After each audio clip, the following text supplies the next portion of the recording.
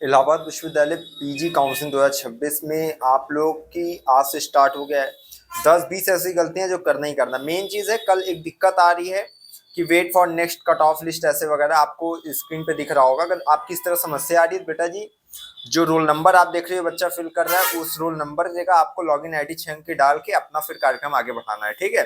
तो फिर ये दिक्कत नहीं आएगी, इसलिए बार बार बोल दे रहा हूँ। अगर ये दिक्कत आ रही है तो ऐसा कर लेना, लॉगिन आईडी डाल के फिर आगे काम करिए, रोल नंबर मत डालिए। 10-20 गलतियों में पहली गलती देखो, ये मत कर देना कि ईडब्ल्यूएस सर्टिफिकेट पुराना लगा दो। मतलब करंट फाइनेंशियल ईयर का लगाना, इस साल का, ठीक है। जो कैटेगरी सर्टिफिकेट है आपको पुराना ना हो। कई बार क्या होता है, बहुत पुराना होता है तो काट देते हैं। 2 साल पुराना है ठीक है, उससे ज्यादा तो भैया नया बनवा लेना चाहिए था अब तक, क्योंकि मैंने पहले ही बोला था एडमिशन टाइम जब आप फॉर्म भर रहे थे तभी। अच्छा, इसके बाद पहले आपको सबसे पहले एक चीज ध्यान देना है, यूआर कट ऑफ आती है, डब्ल्यूएस की आती है, ओबीसी की आती है, एससी की, एसटी की, कैटेगरी वाइज भी आती है और यूआर की भी आती है।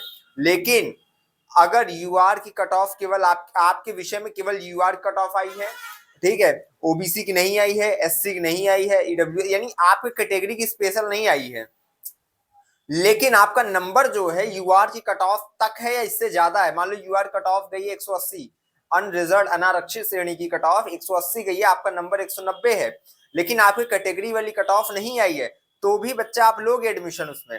बगल में मैंने एक तो देखो नोटिस लगा दिया, इसको सही से पढ़ लेना, ठीक है। कैटेगरी की कट ऑफ नहीं जारी हो रही है, कोई दिक्कत नहीं। अगर यूआर कट ऑफ के अंतर्गत आप आ रहे हो तो आप एडमिशन ले सकते हो, आपको कोई रोकेगा नहीं, ठीक है। लेकिन हाँ, बस एक फर्क होता है, अगर यूआर के अंतर्गत ले रहे हो तो आपको कैटेगरी सर्टिफिकेट नहीं लगाना है, अनारक्षित श्रेणी के अंतर्गत जा रहे हो।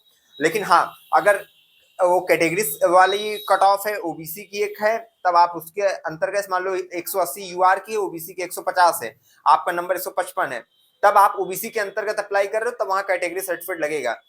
सर्टिफिकेट से बता दूं, सेंट्रल के सारे सर्टिफिकेट लगेंगे। कैटेगरी सर्टिफिकेट अगर लगा रहे हो सेंट्रल का बनेगा।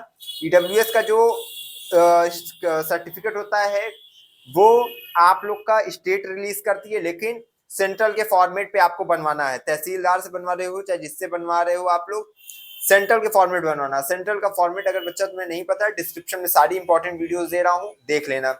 सर्च कर सकते हो गूगल पे, वहां पे भी देख सकते हो, डिस्क्रिप्शन मिलेगी। एबीसी आईडी देखो बना लेना।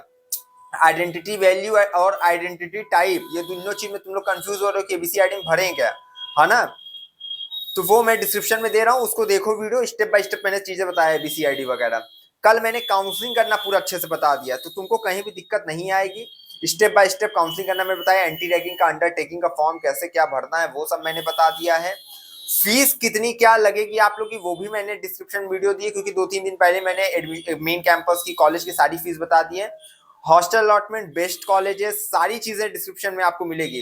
तो प्लीज आप लोग देखो, गलती मत करो। और जब एडमिशन आपका हो, मतलब आपका जो जो प्रोसेस होता जाए, आप स्क्रीनशॉट रखते जाओ। पेमेंट जब करो उसका स्क्रीनशॉट रख लो। ये नहीं है कि पेमेंट कर दे स्क्रीनशॉट नहीं है। मान लो पेमेंट फेल हो जाता है तो आप कि अगर अकाउंट से पैसा कट गया तो हमारे पास साक्ष्य रहेगा कि हाँ हमने प्रूफ रहेगा कि हमने पेमेंट की थी, तो आप ईमेल करोगे इसे जो है प्रवेश प्रकोष्ठ के पास।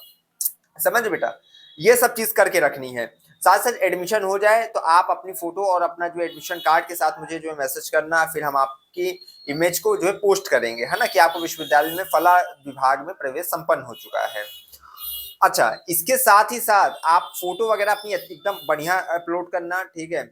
और इसके साथ साथ आप 10th का, 12th का, यूजी का मार्कशीट आपके पास होना चाहिए। कई लोग देखो जी एक चीज पूछे, टीसी माइग्रेशन, माइग्रेशन उनका लगता है जो किसी अन्य विश्वविद्यालय से आ रहे हैं, टीसी भी उनका लगेगा। टीसी माइग्रेशन दोनों उनका लगता है जो अलग विश्वविद्यालय से आ रहे हैं, और केवल टीसी उन बच्चों को लगेगा जो कॉलेज से कॉलेज में जा रहे हैं, कॉलेज से कैंपस में जा रहे हैं, ठीक है। यानी अपने कॉलेज को छोड़ के किसी अन्य कॉलेज में जा रहे हो, मान लो एडीसी, सीएमपी, सीएमपी से कैंपस, इस तरह कर रहे हो, तब तुम लोग का लगेगा। अगर उसी कॉलेज में हो तो नहीं लगेगा, टीसी भी नहीं लगेगा, ठीक है।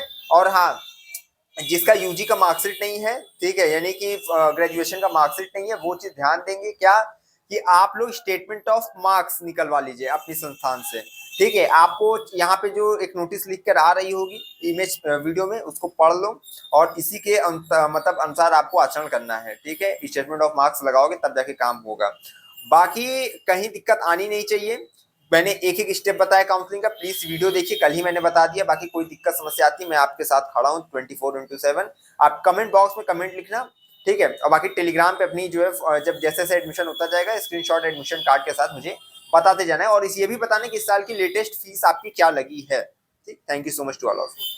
Keep watching us, join Telegram for more information, Instagram भी ज्वाइन करके रखिए।